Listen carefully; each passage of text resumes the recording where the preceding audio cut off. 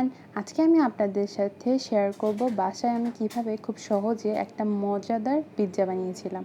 এই পিৎজাটা বানানোর জন্য আমি এখানে ময়দা দিয়ে তার সাথে ইস্ট, গরম দুধ এই সব কিছু দিয়ে ভালো মতো ময়দা দিয়ে একটা ডো তৈরি করে নিয়েছি।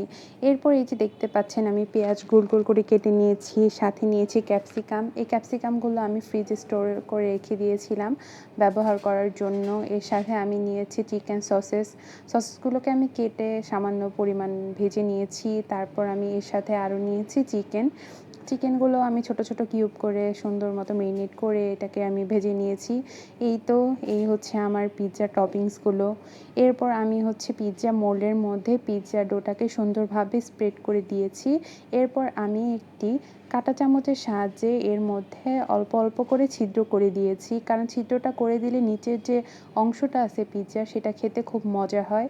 এরপর আমি এর ওপর হচ্ছে পিৎজা সস দিয়ে দিয়েছি। পিৎজা সসটা আমি হচ্ছে নিজের বাসায় করেছি। এটার মধ্যে আমি টমেটো সস, একটু অরিগানো সব কিছু দিয়ে এই পিৎজা সসটা রেডি করে নিয়েছি। এই তো আমি এর ওপর দিয়ে নিলাম চিজ দেওয়ার পরে একে একে আমি এর ওপর হচ্ছে যতগুলো টপিংস ছিল সব সুন্দর মতো সাজিয়ে দিয়েছি। এই যে দেখতেই পাচ্ছেন আমি কিভাবে সব কিছু সাজিয়ে দিয়েছি। এরপর আমি এর ওপর আবার দিয়ে দিলাম অনেকগুলো চিজ, কারণ আমি চাচ্ছিলাম একটা চিজি পিৎজা রেডি করতে। এরপর এই তো পিৎজাটাকে আমি ভালো মতো ওভেনে বেক করে নিয়েছি। পিৎজাটা খেতে অনেক বেশি মজা হয়েছিল।